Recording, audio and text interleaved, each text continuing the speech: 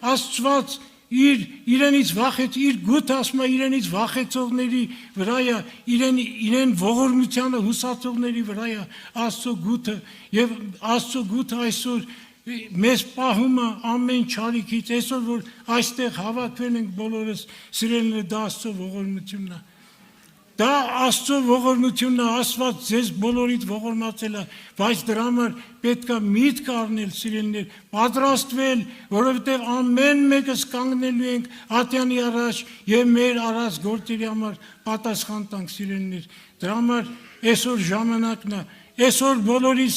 համար տրված այդ ժամանակը, որ ամեն մեկս ապրենք Աստծուն փառավորելով, գոհանալով ամեն բանի մեջ եւ Աստծո խոսքը մեր սրտերի մեջ որ գրվի, որ Աստծո խոսքը մեր կյանքը փոխի։ Ես զարմանում եմ այդ եղբայրը այնպես